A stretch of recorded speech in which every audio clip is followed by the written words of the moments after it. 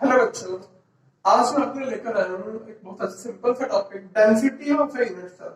Density word आपने बचपन में काफी बार सुना होगा, density of a solid, density of liquid. ठीक इसी तरह से डेंसिटी ऑफ यूनिट सेल इतना सॉलिड ही है तो आप किसी भी सॉलिड की डेंसिटी फाइंड कर सकते हैं। अगर आपको याद हो डेंसिटी का फॉर्मूला आप क्या पढ़ते हो, डेंसिटी होता है मास by volume. This is the formula of density. Very simple. Mass by volume. अगर मास आपने ग्राम में लिया, वॉल्यूम लीटर में लिया, तो यूनिट क्या हो जाएगा डेंसिटी का, ग्राम पर लीटर। मास केजी में लिया, वॉल्यूम लीटर में लिया, तो यूनिट हो जाएगा केजी पर लीटर। मास आपने ग्राम में लिया, वॉल्यूम आपने सेंटीमीटर क्यूब में लिया, तो ग्राम पर सेंटीमीटर क्यूब। तो अकॉर्डिंग टू डिफरेंट डायमेंशन अपन यहाँ पे यूनिट्स वेरी कर सकते हैं डेंसिटी का। ठीक है, और बात ही आती है कि यूनिट सेल की डेंसिटी कैसे निकालनी है। ठीक है, तो यूनिट सेल की डेंसिटी में क्या लिखूंगा, mass of unit cell, mass of unit cell divide by volume of unit cell, volume of unit cell. This the basic formula of density. अब बात करते हैं यूनिट सेल का मास क्या होगा। तो आप बोलोगे तो यूनिट सेल का मास गिवन होगा, बेटा गिवन नहीं होगा। यूनिट सेल का मास डिपेंड करेगा कि यूनिट सेल के अंदर कितने एटम्स प्रेजेंट। ठीक है, अगर मैं फाइंड करूं कि mass of unit cell, mass of unit cell equal to number of atom present in it into mass of one atom. अब आपको याद है नंबर ऑफ एटम में दिखाता है z से, z is number of atom is z and mass of one atom is small. तो यहाँ पे एक पूरे यूनिट का मास कितना आएगा, z इनटू m। ठीक है, तो मैं लिख दूं z into m, that is the number of atom and m is the mass of one atom। ठीक है, अब वॉल्यूम क्या यूनिट सेल का, अगर डायमेंशन a है उसका और उसका शेप क्यूबिक है तो वॉल्यूम हो जाएगा a cube, that is z into m by a cube. ठीक है, अब आपको याद हो मास of one atom upon find करते जनरली a में। अब a में बहुत छोटी यूनिट है और a आपका आएगा पिकोमीटर या सेंटीमीटर या नैनोमीटर। तो एमी और पिकोमीटर में आपको अच्छा नहीं लगेगा डेंसिटी का फॉर्मूला दिखाना, तो मैं इसको कन्वर्ट करूंगा ग्राम पर सेंटीमीटर क्यूब या ग्राम पर मीटर क्यूब में।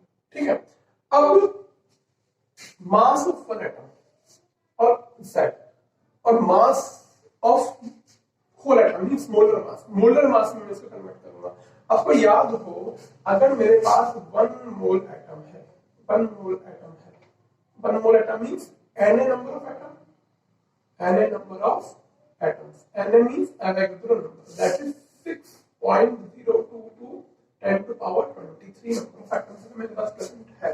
तो वन मोल लूंगा, अगर इतना एटम है तो वन मोल लूंगा। वन मोल एटम का मास क्या होता है, आप लोगों ने पढ़ा होगा क्लास 1 में some basic concept of chemistry, molar mass. Molar mass means mass of one mole atom. ठीक है, तो mass of one mole atom बोलूंगा मैं मोलर मास। क्लियर, अब आपको यहाँ पे क्या देखना है कि mass of one mole atom, उसको मैं लिखूंगा molar mass, that is mw।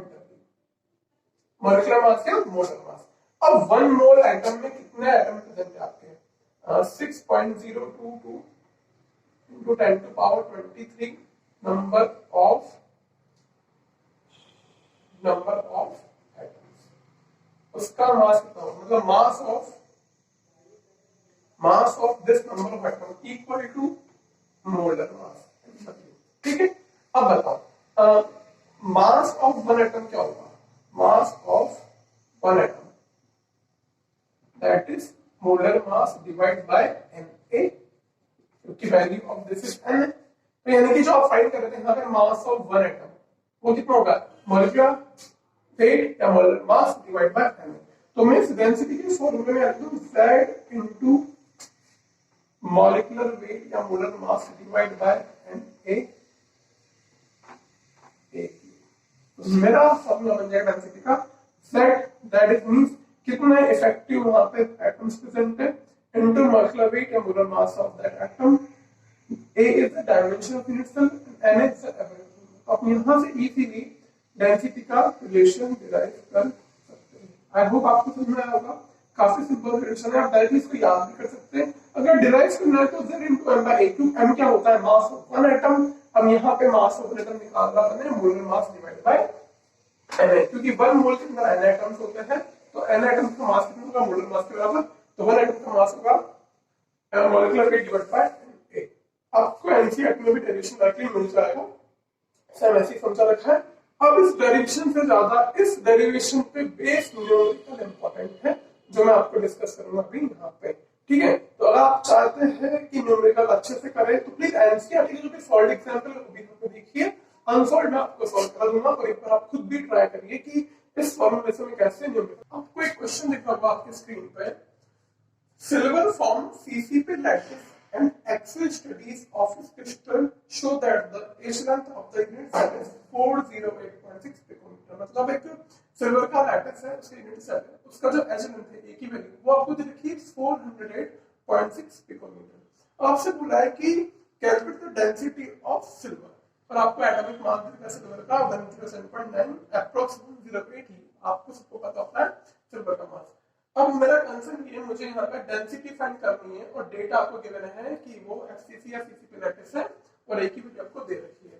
तो सबसे पहले मैं फॉर्मूला राइट करूंगा, फॉर्मूला है Z into molar mass divide by AQ into Avogadro number. अब आपको याद हो सीसीपी या एफसीसी लैटिस की वैल्यू होती है 8 into 1/8 plus 6 into 1/2 that is 4, यानी कि 4 एटम सेकंड का मिले उस यूनिट सेल के अंदर। तो Z की वैल्यू 4, सिल्वर का मास आपको देखा 107.9, आप इसको डायरेक्टली 108 ले लीजिए। अब मोलर मास हम हमेशा लेते हैं ग्राम के अंदर, तो ये हो गया 108 ग्राम। अब एक वैल्यू आपको दे रखी है पिकोमीटर में, अगर आपको डेंसिटी ग्राम पर मीटर क्यूब में निकालनी है तो इस पिकोमीटर को आप मीटर में कन्वर्ट कर लीजिए, अगर आपको सेंटीमीटर में निकालना है तो आप इसको सेंटीमीटर में कन्वर्ट कर लीजिए। अब देखो आप इसको कैसे कन्वर्ट करोगे, 408.6 इंटू 10⁻12 मीटर, क्योंकि 1 पिकोमीटर होता है 10⁻12 metre.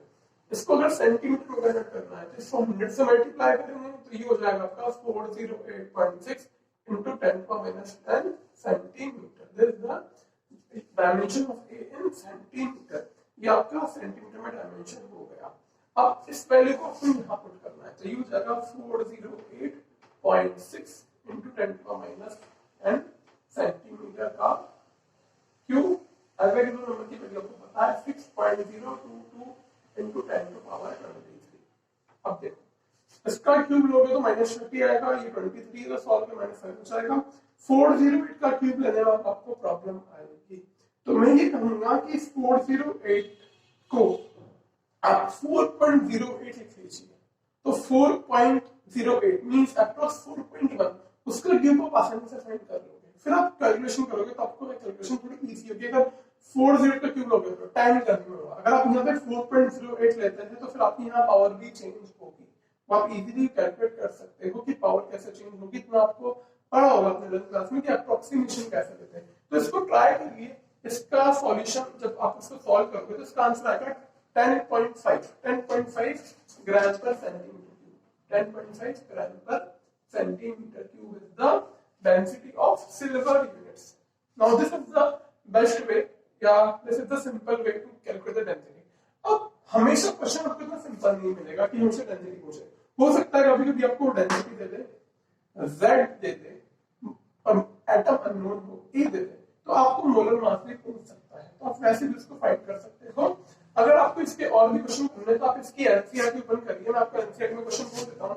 Example number 1.3, example number 1.4, 1.5 मैंने आपको सॉल्व करा दिया। उसके आगे आपके इंटेक्ट क्वेश्चन भी है वहां पे, उसमें भी आपका डेंसिटी का क्वेश्चन है 1.18। एक बार आप वो खुद ट्राई करिए, फिर मैं आप तो चलिए प्रैक्टिस के लिए अपन एक और क्वेश्चन लेते हैं। आपको स्क्रीन पे क्वेश्चन दिख रहा होगा, ये क्वेश्चन आपका इंसेक्ट का 1.18 है। An element with molar mass 2.7 10⁻2 kg per mole form a cubic unit cell। ये कोई एलिमेंट है, उसका मोलर मास आपको दे रखा है, उसने कोई क्यूबिक यूनिट सेल बनाया, ठीक है। उसका एज लेंथ है आपका 405 पिकोमीटर। चलो अच्छी बात है। If the density is 2.7 2.7 kg per meter cube, what is the nature of the cubic unit cell? मतलब आपको यहाँ पे मॉलिक्यूलर वेट दे रखा है, देखो मैंने डेटा को पूरा यहाँ पे शो कर दिया सिंगल लाइन में।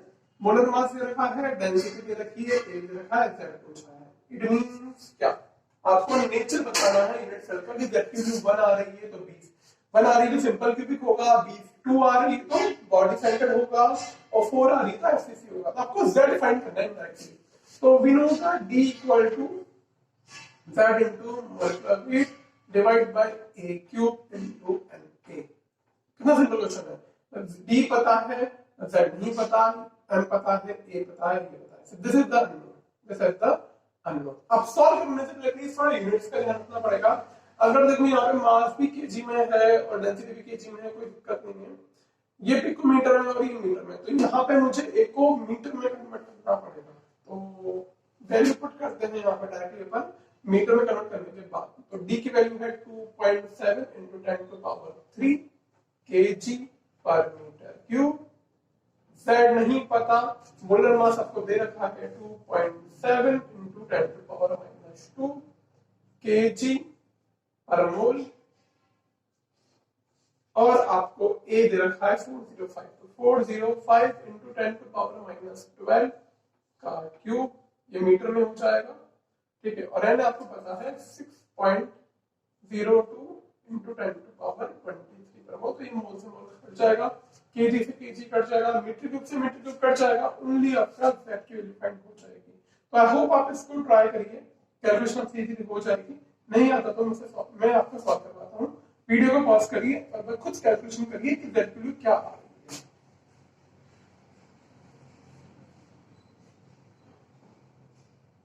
ठीक है, करेक्ट राइट।